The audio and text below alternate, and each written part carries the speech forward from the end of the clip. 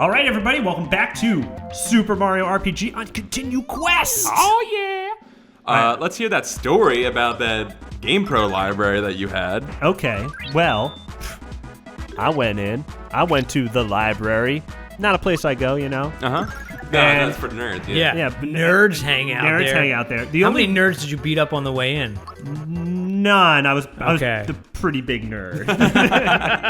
It was kind of my favorite place. I was trying to hide that. I would go there only because I forget what, I think it was like our last class, and like if you were finished, you could leave a little early or something. Uh-huh. I can't remember. But the only reason I would go there is because they had Apple computers and they had text-to-speech, so we would just press enter a bunch of times, turn the volume all the way up, and then just put like penis, and just have a little bomb go off, a little penis bomb, and I would be there and it'd be hilarious. But I went in one time and my friend was like reading a Gamepro, and I was like, whoa, where'd you get that Gamepro? And he's like, dude, they have them here. And sure enough, I checked out Gamepros all the time there. That's sweet. Wait, what grade was this again? This was middle school, so 6 through 8. Hey, real quick, how do you guys want to play this? Should we do like Pow. Let's get Pow for Mario. Let's attack just go Mario crazy, all the yeah. time? Okay. Yeah. Sorry, continue. Glass cannon. Let's do a glass cannon here. What is that? It's where you're like extremely powerful, but like in attack, Fuck but that very guy. weak in health. Oh, Yeah. I see. I like that. That's good terminology. We're doing glass cannon. Did that Goomba try and like jump out of me? Yeah, dude, that's what they call getting mugged. Yeah, Italians do it. Dude, it's an Italian surprise party. That's why they're Goombas, man. I feel like if you say Goomba with the wrong inflection, it sounds... It's racist. It's racist. It's racist. There's a lot of Goomba, racism. yeah. There's a lot of misrepresented racism in this game, without a doubt. But I want to go back to GamePro, guys, because I remember the type of kid I was is that I would get a video game magazine, and it would be my reading material for the next 2 to 3 months. Like, I would only have that one, and I'd just go through it all the time. Oh, so you didn't have a subscription at any point? No, I never had a subscription. I had a subscription to Nickelodeon Magazine. Whoa, That's did cool. you call your parents for that? Yeah, it's a Nickelodeon Magazine, please. But I had a subscription to Nickelodeon Magazine. I think I may have told this story before, but I remember I got into, like, not really a fight, because I've never been in a fight in my life, but I got, like, there was these jerk kids who just moved in like a block over, and they were being real mean to me, and I got home and it was my last issue of Nickelodeon Magazine that I had, and it had JTT on it, and the little Nickelodeon Magazine dog who was the mascot was like leaning on him and saying JTT is HOT. And I was like, I don't think this magazine is for me anymore. That's the girl what were those girl magazines called? They had the Teen Bop or whatever. well, there was Tiger Beat. Tiger Beat. Yeah, that was for those magazines. That was a little bit of a crossover action, probably. A little bit. Maybe they were being like, he's hot in terms of like he's popular now. He's the hot item, yeah. But you know I didn't like JTT, dude. Oh, you didn't even when he was on Home Improvement, man. He was a cool brother. I respected his work on Home Improvement, but as a boy living in 1996, he can go get shit on. Oh my god! Because all the girls that I have crushes on him, and not me. And not me, so I hate him. Guys, we're gonna lose the JTT support fan club as viewers. That's messed up.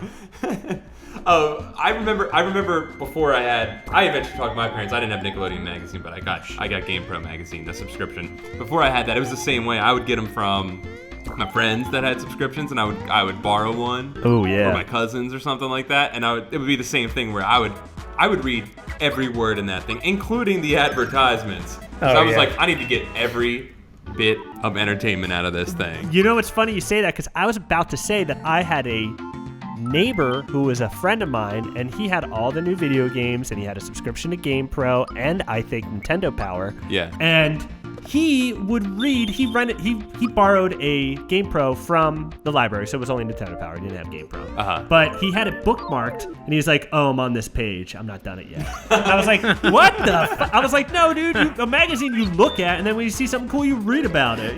He read it front to back, like in chronological order. I mean, look, I looked at the cool shit first. And then when I was done reading the cool shit, I was like, well, I want to get more reading out of this. So then I would just go and read like the rest of the stuff.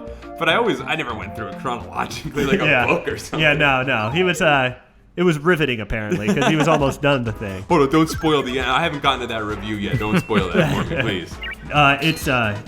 Okay, spoiler alert. It's the guy kind of mild. He got green for face. gameplay. Yeah, he got green it's like face. he's not really too thrilled about it. So the Sarge did not feel too strongly about Wild Arms. Okay. Did you have a favorite GamePro personality? I can't remember too many of them off the top of my head. If you don't know what I'm talking about, GamePro, the magazine, used to have all the writers. They didn't have real names. They had personalities and then illustrated avatars. Yeah, and the personalities always kind of matched up to the kinds of games they'd review, right? Yeah, so Scary Larry, probably the most notorious. Yep. He would review a lot of the... I guess he would review the horror games, would he? Yeah, I think there weren't too many horror games at that time either. Like, not really. But but when PlayStation came around, he was definitely like doing the Resident Evil. Loaded, reloaded. You know, he did them all. One maybe he probably reviewed. I mean, they probably wish they had 2 Scary Larrys. They needed it. Scary Larry wished they had 2 Scary Larrys when his workload jumped up after the PS1 came out. Nick's fighting a mini boss here. Oh, I remember this fight. I thought he was a regular boss. My man's about to get rewarded for this. How you gonna declassify Hey him man, like yeah, that, I don't delineate between bosses. They're all bosses to me, baby. This is the boss of the tutorial. That's what this is, I think. We got a pro on our hands. I remember here, Nick. losing to this boss. Oh, yeah. Did you really? Yeah. I'm a dumbass kid. Timid hits, man. Timid hits. I don't remember my favorite writer, but I do remember I really liked Lame Pro. Oh, Lame Pro, the funniest. Lame Pro was the Mad Magazine of video games. Oh yeah. Okay, everyone hates April Fools, right? Everyone hates it. You guys hate it, right? I Not think we when you're talked a about kid, this. man. When you're a kid, it's like the one day to play jokes on everybody, and everybody knows it's a joke. Yeah. I like April Fools only because I think the jokes that like Blizzard puts out are always pretty funny. Yeah, that's what I'm saying. Like I enjoy, like I like the good jokes. Like I like when stuff's imaginative, and that's what I liked about Lame Pro. I was always like, oh, that's so cool. Like imagine if they made a game like that, or like that's funny because that's a game that I love, and they changed like all these little things, and I liked it because it was imaginative, not because it made me like crack up or anything, you know. And I liked that about it, and that's what I like about April Fool's still is when like people like Blizzard put out like, oh, we're gonna put out like a way to order Chinese food, and it's gonna be a panda. Yeah. You know? Like I like that stuff. The best one Blizzard did was the, I think, Commodore 64 or Atari version of the Molten Core raid. It is really funny. You can find it on YouTube. I don't remember that. I can't.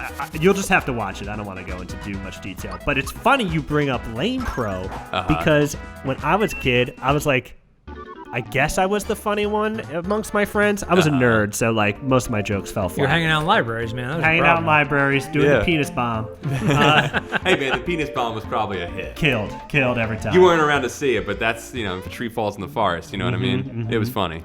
But I remember I was like, yo, let's write our own Lame Pro. Oh, shit. And I was like, yo, Super Mario FAT, yo. He's fat. And I'll just draw like a really fat Mario. Yeah. But like it didn't make sense because it wasn't really funny, one. And two, I was a fat kid. So like, who was I making fun of? It was just a form of self-hating at that time. Yeah. Oh, yo, look at all I do is cook and clean. Oh man, we got some Maybe I'm gender reading that with roles. bad inflection. Like maybe she is like, all I do is cook and clean. Like I'm excited about it. All I do is cook and clean. She's Yeah. like real proud of it, you know? What's the father say?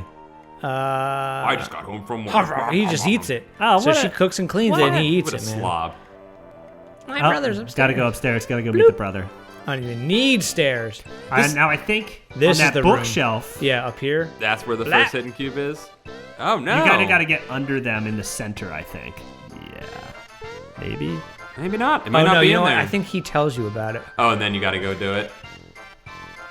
Ooh, yeah, dude, of course. No, Wanna give him jump some as high as support. you? Yeah, support Yeah, the right, guy. kid. That's what's funny in this You're game. gonna knock him You can be down? rude. You're gonna knock him down like that? Oh, my I thought that was God. the.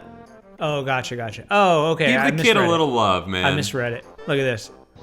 Yeah. Now jump here, jump. Now that's cool.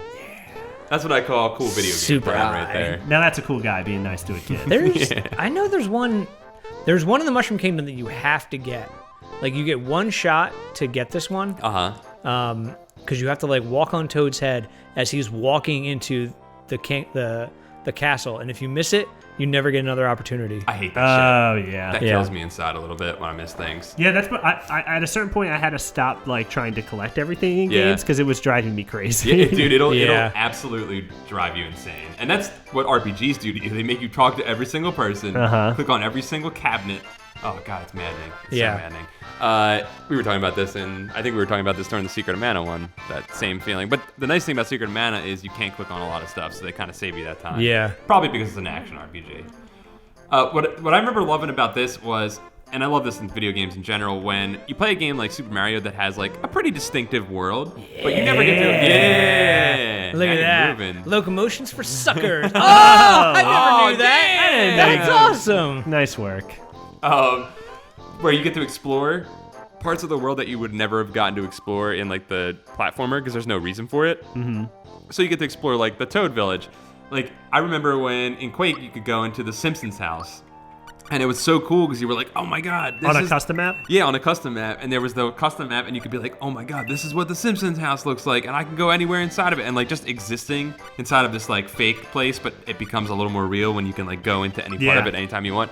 Was so awesome. I remember loving that about this game. I was like, oh, this world just got so much more real. And it like you could explore it, You could explore it, and it enriches the rest of the games in a way. Video games. Wait, that's really video games up to this point, you couldn't really explore anything because it's like moving left to right or just doing specific tasks. And when Virtual Springfield came out, a PC game, I bought it, and that game is terrible. But you could walk through the Simpsons house, and I loved it. I thought it was so cool. Oh, there. Okay. This is where he tells you about it. So now you got to go search for now him. Now you're like, ah! Yeah, jump everywhere. They replaced the clicking on cabinets with the jumping on. Yeah. That's the equivalent of a child being told that there are germs everywhere. Like, there's germs everywhere. Yeah, here's my favorite thing in the game. Oh no, wait, not this. Oh shit, they got me trapped here. Oh, he thought I was standing in shit. Yeah, really? What would have shat there? Look, this fucking secret dude right here. I see one dog in here. Whoa, what? Yeah. You like Wait, come back what? to this dude, he's just like behind this thing. And he like tells you like tips and stuff. So that's Malo there, right? I think so, yeah. Is it Malo? Because the crocodile stole his coin, I think. No, you know what? It's not, because when Malo's in your group, he's still there and like tells you shit. Yeah. Yeah, what if it's just Malo talking to you like secretly back there, even when he's in your group? He's just like, yo, you know what? I only like to talk to you in really like secluded places. So. That's fucked up. Yeah, I don't want to think about that. Ready? Oh fuck. Oh, is he gonna do it? Oh, no! Is that it? That's it. You missed it? I missed it. It's like up here or something. All right, we're done playing this game. Yeah, turn it off. All right, thanks for watching. Shut it down, Quest failed. Yo, I'm gonna jump in this chick's bed. There's a sex joke in here, I think. Wait, what? Yeah, if you look at the fireplace, maybe. I think there. No. Check. It's something. You're right. In one of Princess Peach's rooms, there's a joke. Disney level sex joke, like real hidden. I think it's just an innuendo, and it's just like don't look in her underwear or something. Oh, okay, that makes sense. It's something. Acknowledging that men and women have sex organs is very, you don't do that ever. It's edgy. I was watching with Corey the other day. She was trying to show me that the honk from the Fonz. The Fonz. Yeah, the Fonz did a PSA where they told kids not to scream because kids are always screaming. If you're in trouble, you honk. And it's actually a part of like a 45-minute sex PSA for like 8-year-olds.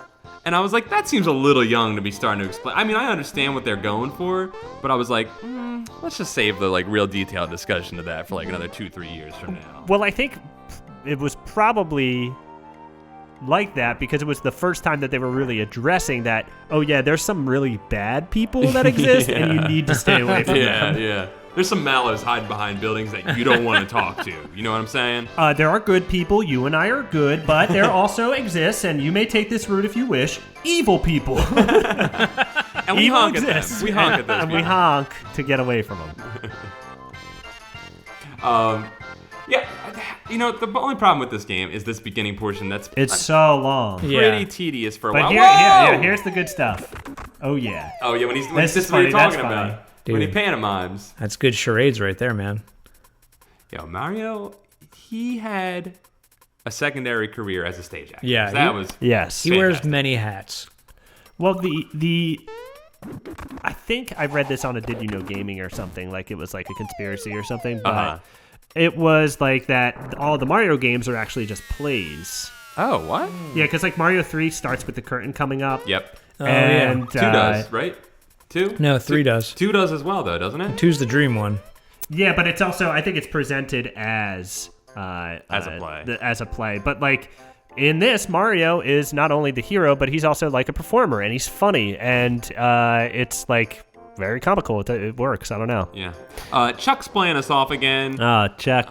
Chuck. I don't know if Chuck's working out. We might have to talk to Chuck after this one because he's being a little forceful about these hard outs. He really just like, he gives you no warning. He's just like, he makes like the wrap it up sign. Yeah, he doesn't play that. He does it with like, Brad had that cool attitude. Music, you know. Brad had like every time you do it, it's with attitude, and I don't appreciate it. I really feel an energy, and maybe this is the way you're violently whipping your finger around, but it seems like you don't want to be here, and you want it to be over right now. Yeah, we want a partner in this. We don't want someone who's just punching a time clock. Who's just yelling at us when it's time to be done. Yeah. Yeah. So. Look, Brad. See, or not Brad. See. I can't remember your name because your name isn't even that important. Chuck, this is you. This is you right here. And the 3 of us, we're on your top of your head. All right? Mm-hmm. You want to know why? Because we're on top of our game. And we belong up here because we're the kings. You belong down here. You peasant. Yeah. Fucking peon. Toad 6, that's what you are. See you guys next time. See ya.